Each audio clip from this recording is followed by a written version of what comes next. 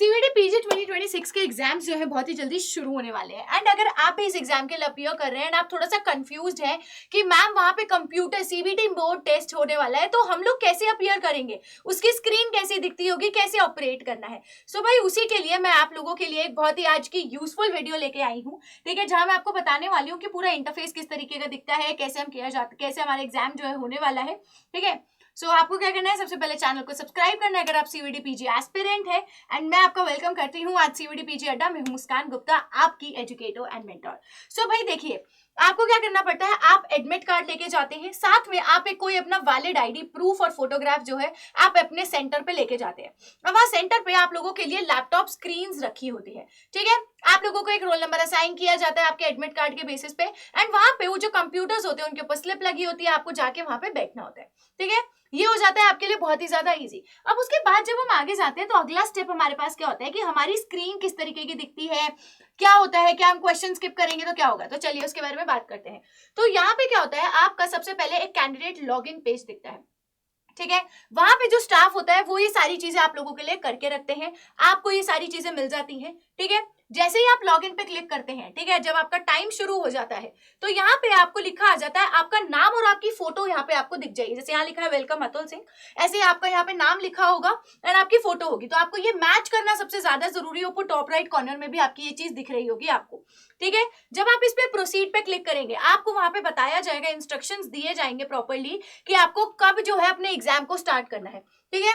Exam को start करने से पहले 10 मिनट पहले जो है आप लोगों के लिए इंस्ट्रक्शंस जो होते हैं ये ओपन हो जाते हैं। मैं आपको ये पढ़ के बताती हूँ जो हमारे लिए क्या है सबसे मेन चीज है। यहाँ पे हमें ये बताया जाता है कि आपकी जो एग्जाम की ड्यूरेशन है वो कहीं ना कहीं अराउंड 60 मिनट्स रहने वाली है, ठीक है। यहाँ पे हमारी क्लॉक होती है जो सर्वर पे चलती रहती है, जिसके अंदर आपका पूरा जो 1.5 घंटा होता है, 60 मिनट्स या फिर 90 मिनट, जितने भी आपका घंटे का टेस्ट रहने वाला है, आपका सीवीटी पीजी 1.5 घंटे का है, तो उतना आपको वहां पे दिख जाएगा, ठीक है। अभी जो काउंटडाउन टाइमर होता है ये आपका टॉप राइट कॉर्नर में होता है, माइनस में चलता रहता है। वो आपको ये बताता है कि अभी कितना टाइम जो है और बचा है आपके एग्जाम को भी खत्म होने में, ठीक है। उसके बाद जो है आपका क्या होता है, क्वेश्चन पैलेट एक आपको देखने को मिलती है। उस क्वेश्चन पैलेट के अंदर क्या होता है, ये मैं आपको वो इंटरफेस बता रही हूँ जब आपके क्वेश्चंस आने शुरू हो जाएंगे। तो वहां क्या होगा, सबसे पहला आपका होता है यू हैव नॉट विजिटेड। अगर आपके पास जितने भी क्वेश्चंस होंगे वो आपको जो व्हाइट कलर के दिख रहे होंगे, इसका मतलब ये है कि आप अभी तक उन क्वेश्चंस पे नहीं पहुंचे, आपने अभी तक उन पे क्लिक नहीं किया है, ठीक है, वो आपको व्हाइट दिखेंगे। फिर आता है आपका सेकंड तरीके का जो आपको थोड़ा रेड कलर का दिखेगा। ये वो रेड कलर होता है, ये आपको तब दिखता है जब आपने एक क्वेश्चन पे गए, आपने उसे अटेम्प्ट नहीं किया और आप आगे मूव ऑन कर गए, तो वो आपको रेड कलर का दिखाएगा।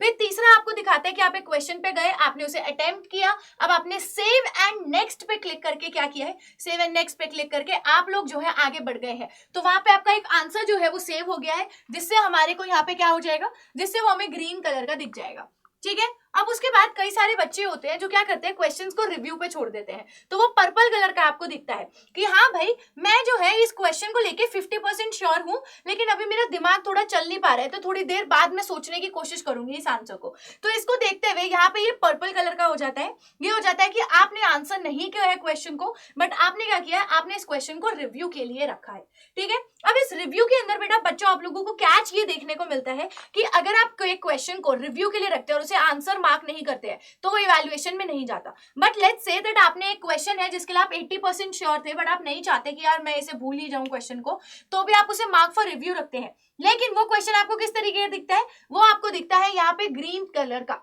हल्का से यहाँ पे छोटा सा ग्रीन आपको दिख रहा है। ये क्वेश्चंस जो होते हैं ये आपके क्या होते हैं, answered but marked for review. तो बाद में आप इन पे वापस जाके अपने आंसर्स को क्या कह सकते हैं, चेंज कर सकते हैं। ये जो क्वेश्चन पैलेट होती है ये आपको इस तरीके से बताती है, एंड ये आपकी जो है यहाँ पे टॉप राइट इस कॉर्नर की तरफ होती है, आप इसे मिनिमाइज भी कर सकते हैं, ठीक है।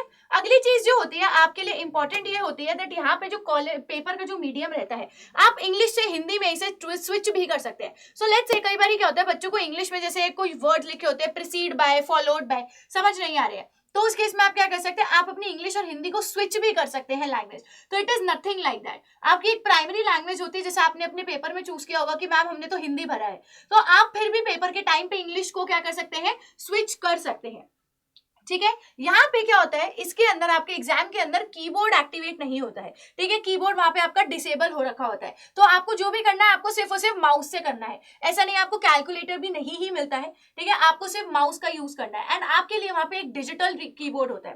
देखो मैं आपको दिखाती हूँ डिजिटल कीबोर्ड कैसा दिखता है। ये देखिए, अभी यहाँ पे आपको डिजिटल कीबोर्ड दिखेगा। आपको स्क्रीन पे अगर आपको कुछ टाइप भी करना होता है तो आपको ऐसा डिजिटल कीबोर्ड आता है जिसपे आप माउस पे क्लिक कर करके क्या कर सकते हैं, टाइप कर सकते हैं, ठीक है, आप क्या कर सकते हैं, टाइप कर सकते हैं। अब बात आती है कि जब आप एक क्वेश्चन को आंसर कर रहे हैं तो किस तरीके से करेंगे। आपका एक क्वेश्चन गिवन होगा और उसके नीचे 4 ऑप्शंस होंगे, ठीक है, आपने जैसे मान लीजिए ऑप्शन ए चूज किया है। जब आपने ऑप्शन ए चूज कर दिया है तो उसके बाद आपको क्या करना है, वहां नीचे लिखा होगा सेव एंड नेक्स्ट। जब तक आप सेव एंड नेक्स्ट पे क्लिक नहीं करेंगे तो आपका आंसर जो है सेव नहीं होगा, ठीक है। एंड मेक श्योर आपके सारे क्वेश्चन जो भी जितने भी आपके 75 क्वेश्चन आते हैं वो क्या हो, आपके कम से कम ग्रीन कलर के तो आपको दिख रहे हो। इस चीज का आप लोगों को ध्यान रखना है, ठीक है, इस चीज का आप लोगों को ध्यान रखना है। ये चीज इन्होंने यहाँ मेंशन करी है जो मैंने आपको बताई थी, दैट द कीबोर्ड जो आपका अटैच किया गया है वो इस तरीके से ही काम करेगा, ठीक है। यहाँ पे आपके अलग अलग तरीके के सेक्शंस में बांटा हुआ है। अब इन सेक्शंस के अंदर क्या होता है, आप ना ऐसे कोई भी क्वेश्चन पे जा सकते हो, क्वेश्चन नंबर 1 से लेके 75 में आप कहीं पे भी स्किप करके जा सकते हो। ऐसा नहीं है कि आप पहले 1 2 3 4 करेंगे, 5 6 7 8 करेंगे, नहीं, आपको जौन सा मन है वैसे ही आप क्वेश्चन को कर सकते हैं अटेम्प्ट, ठीक है।